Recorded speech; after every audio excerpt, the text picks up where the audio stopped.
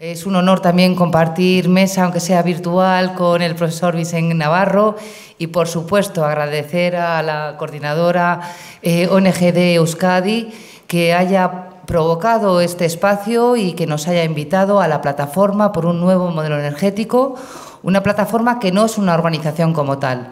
Somos muchas organizaciones y muchos ciudadanos y ciudadanas que a título individual también trabajamos conjuntamente para provocar el cambio de modelo energético a uno que no genere injusticia social ni injusticia ambiental.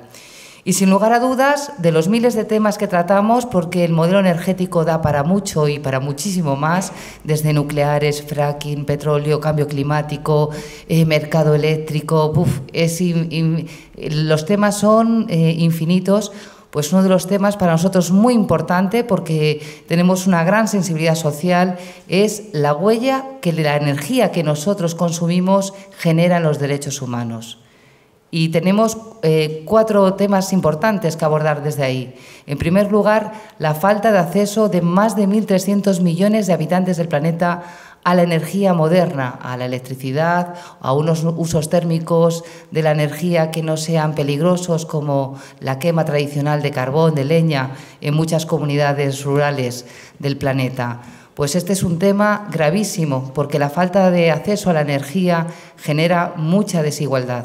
Pero de esta pobreza energética no es de la que vamos a hablar hoy. También nosotros estamos trabajando, y ha señalado también Vicente Navarro, ha dejado perfilar ahí en la charla, cómo las grandes transnacionales acuden a países ricos en materias primas energéticas con una vulneración sistemática de los derechos humanos de las personas, violaciones, muertes, desplazamientos. Pues todo esto tampoco lo vamos a tratar ahora. Otro tercer tema que es mucho más oculto y es gravísimo es que nuestro actual modelo energético, basado en la quema de combustibles fósiles, las emisiones de CO2 de este modelo energético está generando cambio climático.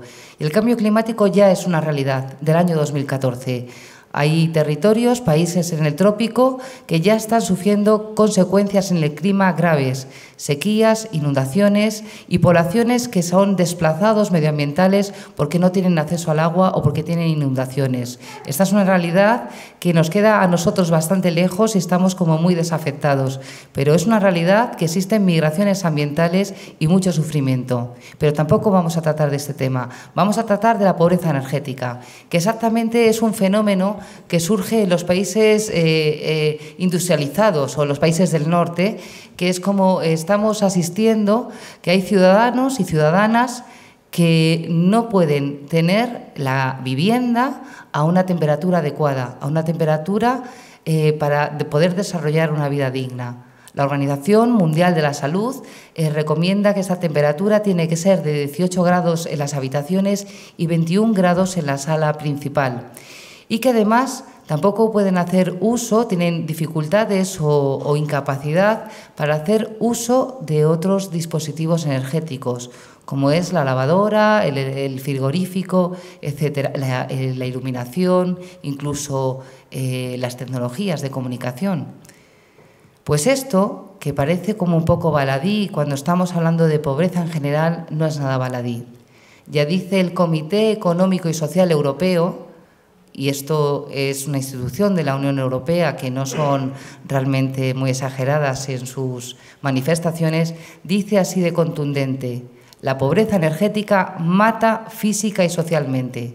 Está comprobado y está documentado médicamente que vivir en una vivienda sin calefacción en nuestras latitudes genera enfermedades, agrava enfermedades existentes y además crea exclusión social. Enfermedades cardiovasculares, respiratorias, alergias, etcétera, pero también enfermedades mentales. Y principalmente está causando estragos en la población adulta, en los mayores, en esta sociedad que ha abandonado a los mayores, en los niños, en los adolescentes y en los enfermos crónicos. Bueno, pues esto no es nada baladí y, por supuesto, genera exclusión social. Yo os pediría un ejercicio de empatía y poneros un momento en el pellejo de alguien que está en desempleo y que está buscando trabajo y que no tiene posibilidades para pegarse una ducha de agua caliente buscando empleo, que no puede plancharse la ropa, que tiene dificultades para coger un transporte público. Es decir, todo eso genera exclusión. Y además una sociedad en que la cultura imperante ve que la acumulación y el despilfarro es un síntoma de valía, genera mucha depresión. De ahí que esto es un tema que no es que desde las organizaciones sociales queramos luchar, es que ya es un drama que en Europa afecta a 70 millones de personas, que en el Estado español está afectando a 7 millones de ciudadanos y de ciudadanas. Es decir, es un drama con unas cifras que no para de crecer. ¿Qué podemos hacer nosotros? ¿Podemos hacer algo como ciudadanos, como ciudadanas, para frenar estas cifras de pobreza energética? Lo primero de todo, tenemos que analizar cuáles son las causas de pobreza energética y vais a ver que son muy intuitivas, que no hay que romperse mucho el coco. Lo primero de todo es la renta de los hogares. Nos encontramos que la renta de los hogares en el Estado español ha descendido notablemente en los últimos años con la crisis económica y es evidente que está muy relacionada la pobreza energética con las personas que están en situación de desempleo, que están, además muchas familias, 2 millones de familias tienen a todos los miembros en situación de desempleo, se están agotando las prestaciones sociales y las prestaciones de desempleo. En Euskadi tenéis la suerte de que tenéis mayor colchón de políticas sociales. En el resto del Estado el colchón es la familia, no existe otra cosa. ¿Qué más?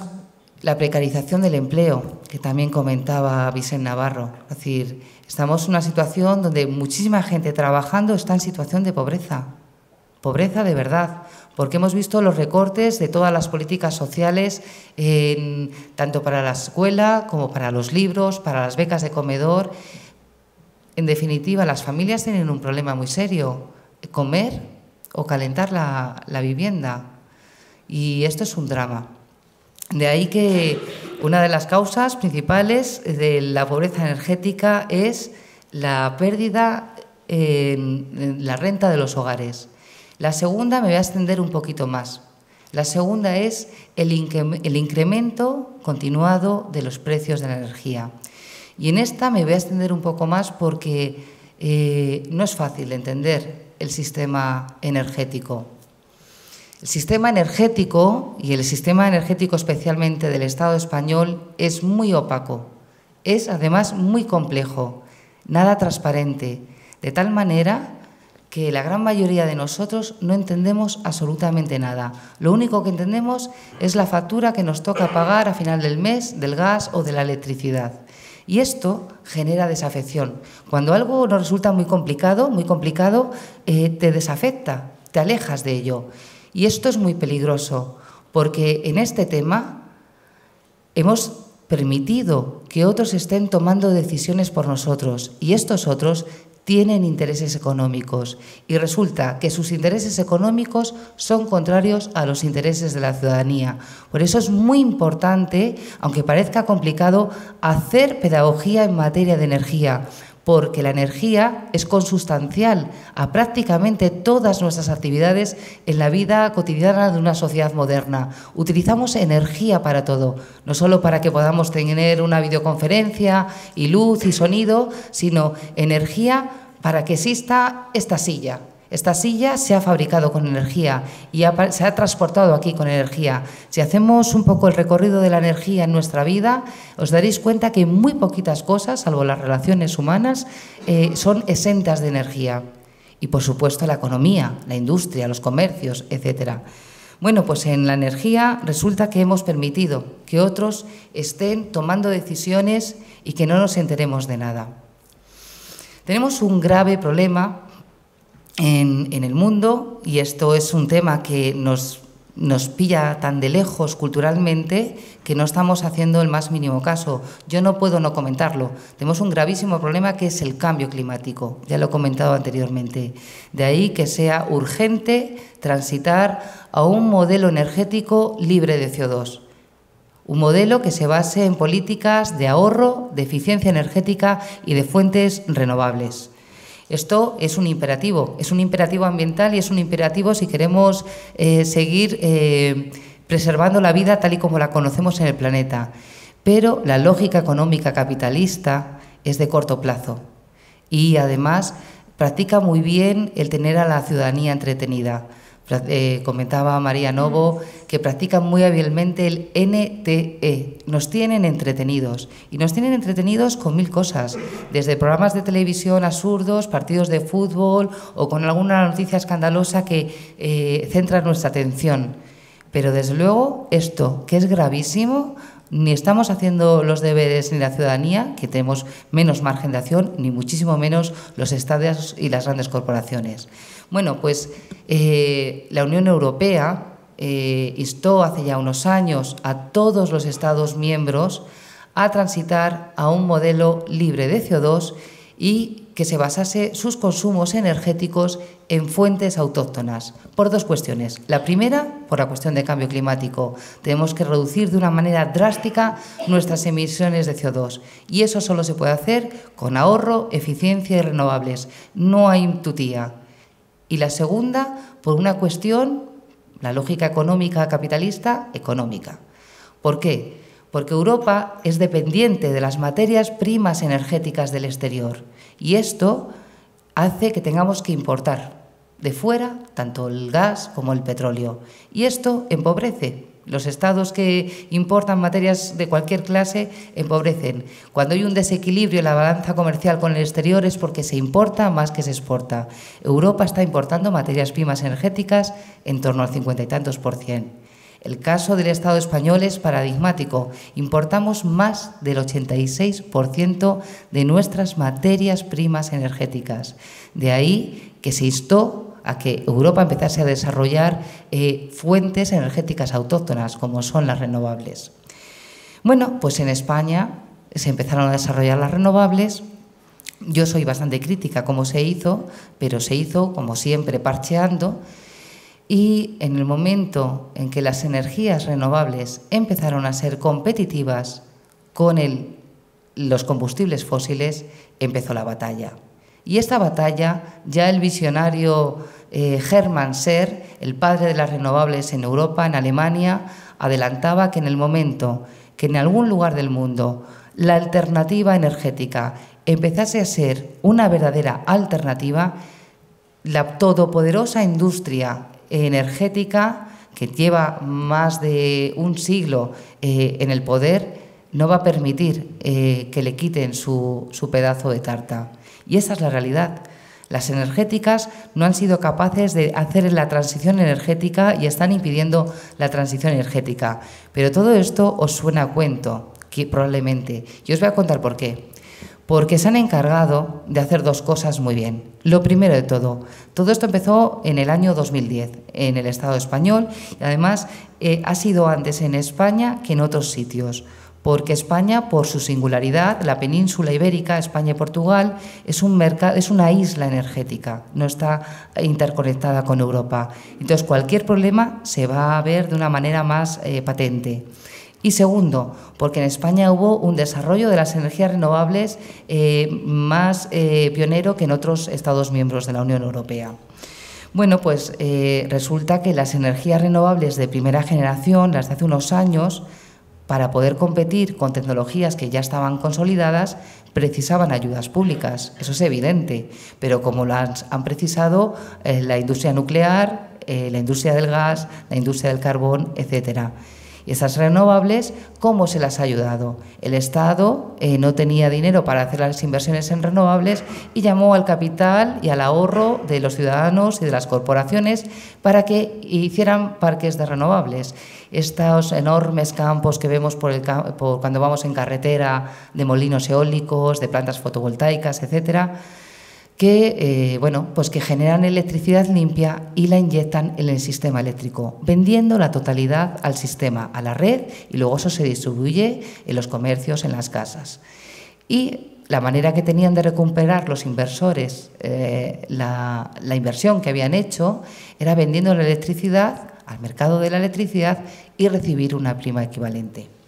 Bueno, esas renovables fueron ayudadas, son las renovables de primera generación. Pero resulta que tal y como está conformado el mercado de la electricidad, todas las primas que se están pagando las renovables caras de primera generación se compensan automáticamente con todos los ahorros que producen las energías renovables en el mercado mayorista de la electricidad. El mercado de la electricidad, esto es un poquito complejo, si no entendéis algo, me levantáis la mano y me preguntáis con naturalidad, ¿vale? El mercado de la electricidad es un mercado marginalista. Primero colocan imaginaros que tenemos frutas, ¿no? Y los plátanos valen más baratos, las peras más caras y el mango carísimo. Pues primero vamos a colocar las frutas más baratas. En el mercado de la electricidad primero se van a colocar en la venta las energías que no tienen costes marginales, que no tienen costes variables. Por ejemplo, imaginaros que tenemos un panel solar. Produce porque le está dando el sol y produce electricidad. ¿Qué le cuesta al productor de energía solar que se produzca en ese momento energía? Nada, no tiene costes variables. Va a entrar la primera, como el molino eólico. Si hay viento, va a producir energía. No tiene que hacer una inversión extra, no tiene costes variables. Entonces, al entrar las energías renovables a coste cero en el mercado de la electricidad, desploman el precio de mercado mayorista. Si entran muchas, lo desploman. Si entran pocas energías renovables en el mercado, el precio lo va a marcar siempre la última central que va a cubrir la demanda de electricidad, normalmente de gas. Entonces, si entran pocas renovables, como el precio lo va a marcar la última central, va a ser muy caro. Si entran muchas renovables, como la gran mayoría de la energía va a ser de renovables, el precio se desploma. Pues fijaos, esas primas se han compensado con los ahorros y eso no lo sabe nadie. Todo el mundo piensa que la factura de la luz cada vez es más cara porque hemos hecho el desastre de invertir en renovables, unas tecnologías caras, ineficientes y que no tienen ni pies ni cabeza. Bueno, pues resulta que la película es justo al contrario. A la vez que se estaban desarrollando las renovables, las grandes eléctricas empezaron a invertir en unas centrales térmicas de gas mucho más eficientes que las térmicas de carbón y que las antiguas térmicas de gas. Son centrales térmicas de gas de ciclo combinado. Y resulta que tenían unas expectativas de retorno de la inversión suculentas. Era un gran negocio. El gas en aquel entonces, a principios del siglo XXI, no estaba especialmente caro e hicieron unos contratos secretos que nadie sabemos lo que nos cuesta el gas, unos contratos secretos con Argelia, con Qatar, etcétera, y donde iban a tener, bueno, pues unos pingües beneficios. Resulta que no contaron estas eléctricas en sus inversiones con dos problemas. El primero, que la grave crisis económica iba a hacer que la demanda de electricidad se estancase. Nosotros, en el Estado español, hemos estado todos estos años despilfarrando energía a lo bestia, consumiendo, como si no costase la energía. En el momento que ha llegado la crisis, todos nos hemos tenido que apretar el cinturón y como cada vez sube más la factura de luz, cada vez consumimos un poco menos. Entonces, ¿con qué se han encontrado estas centrales de gas? Que les han costado unos cuantos millones. Pues han encontrado que están con una demanda de electricidad que se ha desplomado y que como en el mercado de la electricidad entran después de las renovables y las renovables cuando hay viento y hay agua entran a las puertas, pues que no pueden colocar su gas. Estas centrales, ¿sabéis cuánto se han hecho? Nada más y nada menos que 27 gigavatios. Esto es una cojopotencia, es decir, un número tremendo, 27 gigavatios de gas en ciclo combinado y están al 11% de su utilización. ¿Conocéis algún bar en Vitoria que estando solamente al 11% de sus expectativas se mantenga y tenga unos beneficios impresionantes? Decírmelo porque yo voy a ir a hablar con él. Yo no conozco a ninguno, solo conozco a otro negocio que también le va de puta madre, perdonad el taco, que es la banca. De verdad, estas grandes corporaciones hacen inversiones ruinosas, pero resulta que no caen. Claro, no caen porque sus pérdidas se socializan. ¿Cómo las han socializado? De todo esto, de la banca, tenemos más cultura, porque más o menos unos u otros hemos pedido un préstamo hipotecario y las cosas nos suenan más. Pero del tema energético no tenemos ni idea. Pues estas inversiones ruinosas se han socializado, entre otras cuestiones, por supuesto, con los pagos por capacidad. Simplemente por el hecho de existir una central térmica de ciclo combinado, aunque no produzca y no venda, el Estado la va a pagar. Es que es una tecnología de respaldo. ¿Y si no hay viento? Bueno, tenemos una sobrecapacidad en el sistema eléctrico que nosotros no vamos a tener problemas por falta de suministro. Esto es una manera sutil de subvencionar. Otra de las cuestiones de cómo se están financiando estas eléctricas, pues pagos por hibernación. Como están sacando poco dinero de estas inversiones, han amenazado al Gobierno en el chantaje habitual que las van a desmontar. Y entonces el Gobierno las va a mandar cerrar una temporadita, pero las va a pagar por cerrar. Increíble, increíble, porque a la vez lo que hemos visto es que las grandes energéticas, ¿qué han conseguido? Primero, cambiar la política energética. A partir del año 2010, la política energética está al dictado de las grandes eléctricas. ¿Qué han hecho? Expulsar a las energías renovables. Desde el año 2010, todo el mundo que ha sido titular de plantas renovables ha ido sufriendo una situación de acoso y derribo. Pero lo más grave no es el acoso económico, lo más grave es la inseguridad jurídica que han generado. Hoy en día nadie invierte ni fomenta renovables porque hay tal inseguridad jurídica que a la gente le da miedo. Esto es una política de acoso y derribo a las renovables. Y otra de las subvenciones de las eléctricas que no se oye nunca. El mercado de la electricidad, que es un disparate, no tiene ni pies ni cabeza, pues este mercado de la electricidad está generando unos beneficios extraordinarios a las centrales nucleares ya más que amortizadas y a la gran hidráulica, casi toda en manos de Iberdrola, más que amortizada. A ríos que además son de todos, son bienes comunes. Bueno, pues la realidad es que las eléctricas mantienen sus negocios y mantienen grandes beneficios gracias a que se socializan sus pérdidas. Y mientras tanto, nos encontramos que ocurre lo mismo que con la banca. Se socializan las pérdidas de la banca y a las personas vulnerables se las desahucia de sus viviendas. Pues con las eléctricas pasa exactamente lo mismo. Se socializan las pérdidas de las eléctricas, se está haciendo una ley al dedillo para mantener su cuenta de resultados y, mientras tanto, se corta el suministro a los clientes vulnerables. En el año 2012, en el Estado español, se cortaron 1.400.000 suministros. Esto es escalofriante, es que es escalofriante. Poneros la idea de abrir la puerta de casa y todo a oscuras y frío. O sea, es escalofriante. Bueno, pues en esto no solo las eléctricas tienen una responsabilidad, el Estado tiene una grandísima responsabilidad. Y la tercera cuestión, hay tres cuestiones que son las que generan el cóctel perfecto de la pobreza energética. Es que nuestras casas, nuestros inmuebles, están muy mal construidos. La primera norma que en España había con algún sentido de eficiencia energética es del año 79, pero realmente hasta el Código Técnico de Edificación, prácticamente el último, no ha habido una construcción eficiente. Es decir, nuestras casas están con fisuras, con malos materiales que permiten que la energía térmica salga a las puertas. Para tener una temperatura de confort de 21 grados en un salón, resulta que tenemos que quemar muchísimo más gas que los ciudadanos de Alemania. ¿Por qué? Porque sus casas están bien hechas y las nuestras están fatal hechas.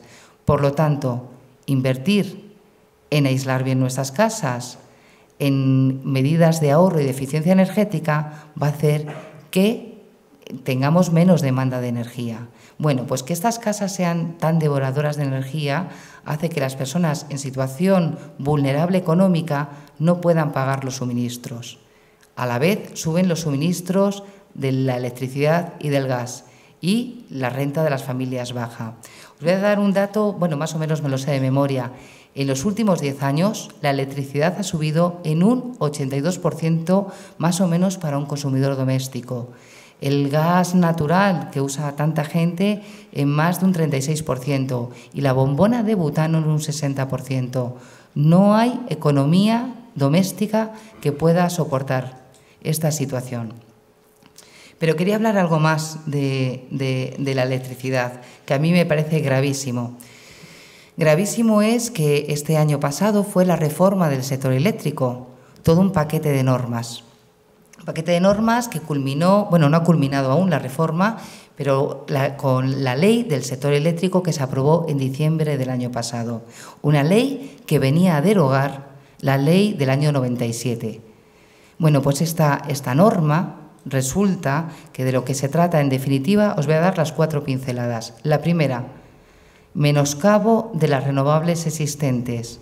De hecho, hay amenaza de que parques de renovables se desmantelen e incluso acaben en el banco malo. Segundo, desincentivo para que se haga nuevas renovables. Porque no os he contado una cosa muy importante, que esto es una buena noticia. Resulta que hay unas renovables de segunda generación. Hay unas renovables, como son la tecnología fotovoltaica y la tecnología eólica, que ya no necesitan ayudas públicas para ser competitivas con el gas, con el sacrosanto gas, como lo oyen. Estos son datos de la Comisión Nacional de la Energía, no son míos. Ahora mismo, una planta eólica puede ser más competitiva que una planta de gas. ¿Cómo es posible que si el gas lo tenemos que importar, que si el gas pertenece a unas pocas manos, sea la apuesta de la política energética y se esté desincentivando las nuevas renovables que no requieren ayudas económicas? Pues ahí está, unas normas que hacen muy difícil que nadie quiera fomentar plantas de energías renovables. Tercera, desincentivo del ahorro y la eficiencia energética. Resulta que tenemos una situación tremenda de despilfarro, como os he comentado, pero es que además el Plan Nacional de Eficiencia Energética para el año 2012-2020, todas las medidas de eficiencia energética, imaginaros que lo hacemos todo y que invertimos 45.000 millones de euros. ¿Sabéis los ahorros que van a producir de una manera automática? 60.000 millones de euros y además 1 millón de puestos de trabajo. ¿Estamos locos? ¿Estamos locos? Con 5.700.000 personas en desempleo, ¿no estamos a todas las personas que vienen del sector de la construcción, que están en paro, poderlas emplear en rehabilitación de edificios? ¿Estamos locos en despilfarrar energía con lo que cuesta, cuando podemos gastar menos energía? ¿Estamos locos en emitir tanto CO2 cuando podemos emitir la mitad si hacemos rehabilitación de eficiencia energética? Y la última gran cuestión, que quizás sí que os suena, de la reforma del sector eléctrico, el desincentivo de la autoproducción o el autoconsumo. ¿Os suena esto del autoconsumo? El autoconsumo es la posibilidad de que los ciudadanos, los comercios, las industrias, pongamos unos paneles o unos aerogeneradores en nuestros tejados y seamos nosotros productores de parte o de la totalidad de la energía eléctrica que consumimos. Bueno, pues en esta reforma la ley hace una cosa muy fea para desincentivar el ahorro y la eficiencia y también el autoconsumo, que es la factura de la luz, de una manera muy simplista, tiene 2 partes. Una parte que es una parte variable que va más o menos acorde a lo que nosotros consumimos. Si usted decide poner todas las luces de la casa, pues lógicamente va a pagar más. Pero si usted decide ahorrar y hacer un uso muy eficiente, es lógico que como ha consumido menos, pague menos. Bueno, pues el Gobierno, en la reforma del sector eléctrico, esta parte del consumo la baja un poquito. Y en cambio, la parte fija, donde van los peajes y el término de potencia, la potencia que tenemos contratada, cuando lleguéis a casa, ir a mirar la factura de la luz y veréis 3 kilovatios, 2 kilovatios, pues ese coste lo ha subido en un 100%. Lo cual, ¿qué está haciendo con eso? Lo que está haciendo es como una tarifa plana de la luz, que no tiene nada que ver con la tarifa de Telefónica. La tarifa de Telefónica está fenomenal, o la de la que sea. Es decir, una tarifa plana dice, yo voy a pagar 20 euros, hable lo que hable, pues fenomenal. La tarifa plana de la luz lo que hace es desincentivar cualquier medida de ahorro y eficiencia energética. Y es más, personas que quizás hacen un consumo muy responsable o que están en situación de pobreza energética y utilizan muy poco la luz, van a pagar mucho más por igual o menor consumo. Esto es un escándalo en la situación de 7 millones de personas en pobreza energética. Los últimos datos que yo los tengo actualizados del último informe, en el Estado español ya son más del 15% de la población en esta situación. ¿Y por qué se conoce tan poco? Es un problema invisible, afecta al ámbito del hogar, al ámbito doméstico, y es disperso, y además a las personas nos da vergüenza comentar que estamos pasando apuros. Entonces, pero que sepamos que muchos vecinos, incluso muchas de las personas que estamos aquí, es posible que estemos en situación de pobreza energética.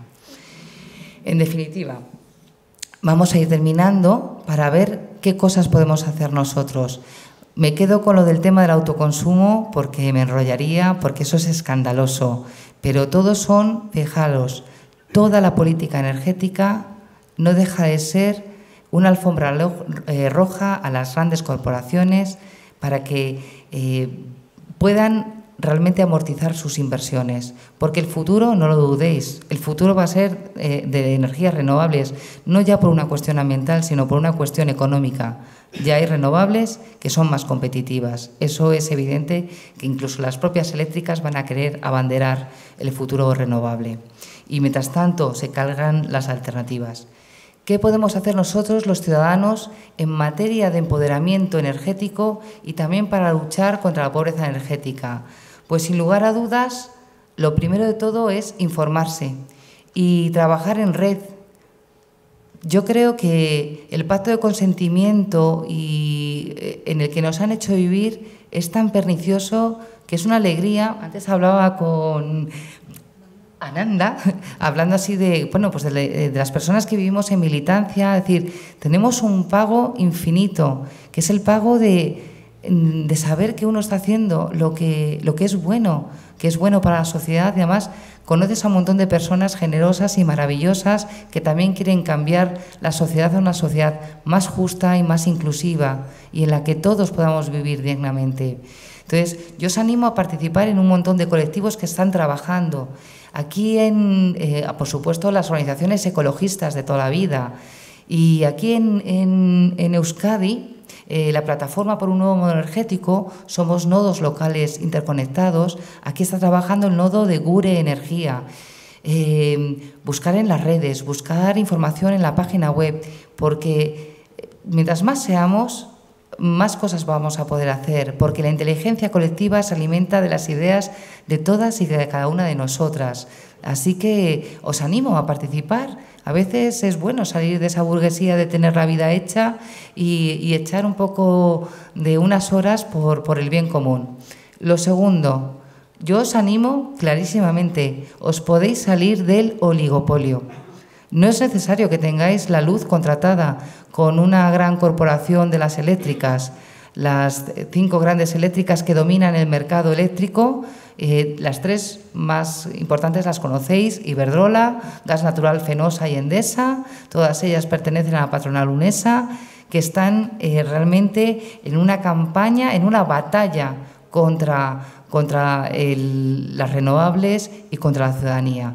Pues hay alternativas. Hay empresas que suministran y no están en el oligopolio. Pero es que además hay empresas que suministran, no están en el oligopolio y te garantizan que tienen de respaldo energía verde. O sea que si tú contratas con ellos vas a tener energía, no es que llegue a tu casa el electrón verde, pero vas a tener un respaldo de energía verde, estás fomentando otro modelo. Pero es que además en Euskadi hay 2 cooperativas comercializadoras de energía verde, está Goyener y está Energía Gara. O sea, y además también fomentáis la economía social. Es decir, que son cosas que se pueden hacer perfectamente. Es decir, pero quizás os suena, pues funcionan perfectamente bien. En vuestro ámbito, en el ámbito de vuestro hogar, en el ámbito de vuestro transporte. Y aquí me ha encantado ver a tanta gente montando en bici. Es decir, porque el disparate de los vehículos privados, Madrid es un disparate. Yo vivo en Madrid y es un auténtico despilfarro. Bueno, pues en nuestras casas podemos ahorrar energía. Si no tenéis dinero, buscar informaciones en Internet, algún amigo que os eche un cable, porque hay muchas cosas, muchos trucos de sentido común que va a hacer que ahorréis energía. Desde dispositivos, poner regletas con interruptores, porque todos los stand-by están consumiendo energía, a un montón de cosas. Si tenéis dinero, pues no seáis ratas, porque además esto es una inversión. Haced una auditoría en vuestra casa, llamar a un técnico de vuestro pueblo o a alguien que vaya a haceros una auditoría y que realmente os recomiende qué cosas tenéis que hacer, qué cosas tenéis que cambiar. Es importante para el planeta, es importante para vuestro bolsillo y es importante para no dar de comer a esta gente. Si podéis fomentar las renovables, no lo dudéis. Las de usos térmicos, hoy por hoy, no se las están cargando. Ni una caldera de biomasa no tiene ningún peaje de respaldo, ni unos paneles térmicos para el agua, para la calefacción. Y, desde luego, por conciencia ambiental, a pesar de que pongan un peaje de respaldo, yo os animo a que os hagáis instalaciones para usos eléctricos con fotovoltaica o con eólica. De verdad que la ciudadanía tenemos que dar un paso hacia el cambio. Y luego, hablando ya de pobreza energética, todos, todas, somos fundamentales para lograr el cambio. Nada va a cambiar si no hay una ciudadanía activa que empuje el cambio. Estamos viendo lo que ocurre. El Gobierno tiene la obligación de establecer unos programas, unos planes nacionales para luchar contra la pobreza energética, y no lo ha hecho. Y esto es desde el año 2009. El Gobierno, además, tiene la obligación, y acabo, de definir el concepto de cliente vulnerable para así poderlo proteger. No solo no lo ha definido, sino que de una manera vergonzosa, en un Real Decreto Ley para salir del paso con la Unión Europea, dijo que el cliente vulnerable es aquel al que está acogido al bono social. Pues, señores, eso es una mentira. El bono social ni están todos los que son, ni son todos los que están. Para tener acceso al bono social hay muchísimas personas en situación de pobreza energética que no llegan a tener los requisitos. Y, en cambio, hay colectivos como las familias numerosas que no tienen por qué estar en situación de pobreza. El bono social, además, es solo para la electricidad y casi todos nos calentamos con gas. El bono social tan solo es una rebaja del 25%, mantener los precios del año 2009. En definitiva, tienen obligaciones de hacer verdaderas políticas de inclusión y porque, como decía el profesor Vicent, y con esto quiero acabar, el acceso a la energía es un derecho universal.